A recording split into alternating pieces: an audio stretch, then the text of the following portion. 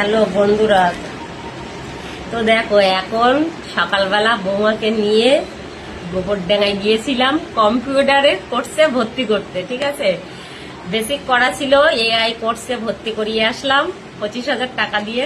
তো টাকা কিন্তু আমার কাছে ছিল না, সমিতির থেকে লোন নিয়ে আমি ভর্তি করিয়ে এসেছি। তো আমি চাই যে ওরা দুজনাই, মানে আমার ছেলে আর ও দুজনাই ইনকাম করুক, কারণ আমি মরে গেলে ওদের পাশে সাপোর্ট করার মতন কোনো লোক থাকবে না, কারণ কেউ নেই আমাদের। এমনি তো আমার শ্বশুর সব বিক্রি বেচা কেনা করে দিচ্ছে, ভবিষ্যৎ বলে ওদের কিছুই নেই। তো আমি ছাড়া তো কিছুই হবে না। তো আমি মরে গেলে যাতে ওদের কষ্ট না হয়, কোনো প্রবলেম না আসে, তার জন্য আমি চাই ওরা দুজনাই পায়ে দাঁড়াক, নিজের পায়ে, আর ইনকাম করুক। তার জন্য আজকে কম্পিউটার কোর্সে গিয়ে ভর্তি করে দিয়ে আসলাম। কারণ একটা মানে স্বামী স্ত্রীর ভিতরে, স্বামী যদি অসুস্থ হয়, মানে প্রথমে বলি বউর কথা, বউ যদি অসুস্থ হয় তবে স্বামী ইনকাম করে নিয়ে এসেও খরচটা চালাতে পারে। কিন্তু স্বামী যদি অসুস্থ হয়, একটা মেয়ে যদি তখন হাউস ওয়াইফ থাকে, তার পক্ষে মানে সেই সংসার চালানো, খরচ ট্রিটমেন্ট চালানো এখনকার বাজারে অসম্ভব। তখন মানে সেই মেয়েটার যে কি করুণ অবস্থা হয় সেটা আমি হাড়ে হাড়ে বুঝেছি। কারণ আমার বর যখন মারা গেছে, আমার তো হসপিটালে পোস্টমর্টম হচ্ছে, আমার কাছে ফোন করছে টাকার জন্য, মর্গে থেকে লাশ বার করছে, বাড়ি বার করছে, আমার কাছে টাকা চাইছে, সবাই আমার কাছে টাকা চাইছে। তারপরে সবচেয়ে যেটা আমার ব্রেনে বেশি আঘাত করেছিল, যে একটা মেয়ের যখন স্বামী মারা যায় তখন সে কি মেন্টালিটি তার হতে পারে, কি মেন্টালিটি তখন তার থাকতে পারে।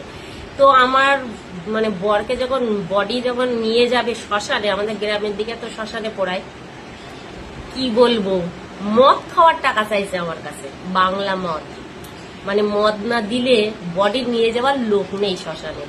তো এই সমস্ত জিনিসগুলো আমার ব্রেনে পুরো এমন ভাবে আঘাত করেছিল যে আমি চাই যে আমার ছেলে বৌমাকে জীবনে এমন ভাবে প্রতিষ্ঠিত করে আমি মরবো যেন ওদের জীবনে কোনো কষ্ট না আসে।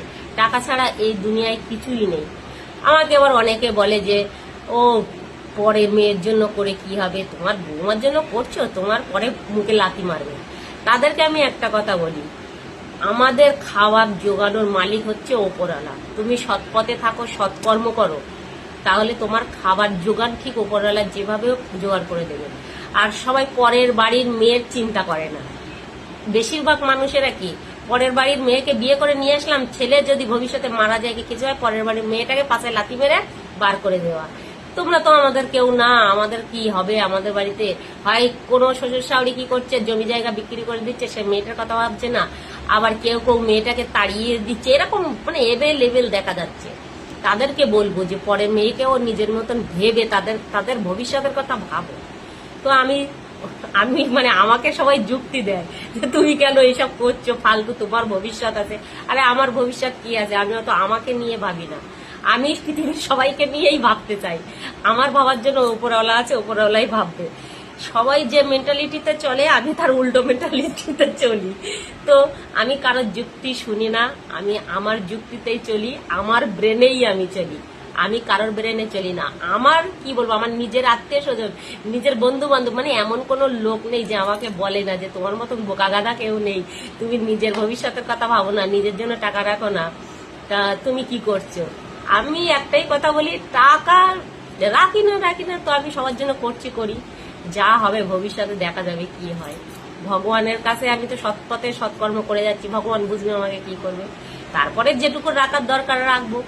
তো অনেক কিছু মেন্টালিটি নিয়ে এইভাবে চলে। আবার কিছু কিছু মানে ছেলেরা আছে, তাদের বউদেরকে বাইরে কাজে যেতে দেয় না। বাইরে কাজে গেলে বউদের মান সম্মান চলে যাবে, ফ্যামিলির মান সম্মান চলে যাবে, তারপরে পাড়া প্রতিবেশীর লোক বাজে কথা বলবে।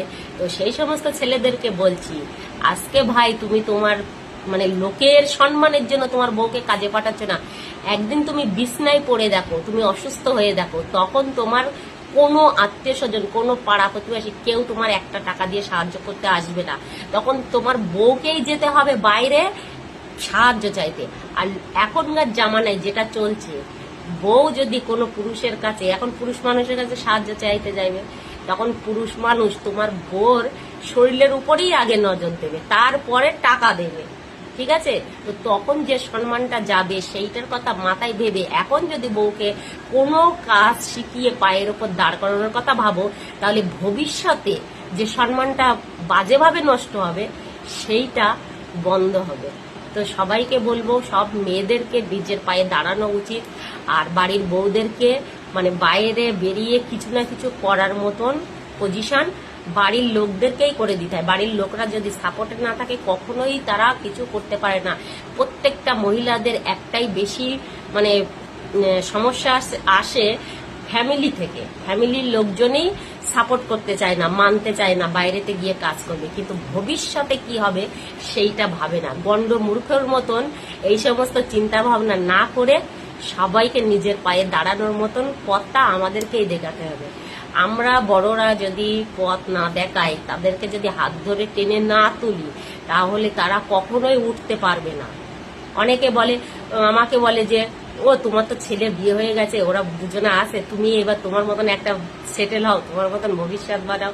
আরে বাবা, ছেলে বৌমা যারা কখনোই মা বাবার কাছে বড় হয় না, তারা সারা জীবনেই ছোট থাকে, আর তাদেরকে ভবিষ্যতে এগিয়ে নিয়ে যাওয়ার জন্য আমাদের মা বাবাদেরই দরকার পড়ে।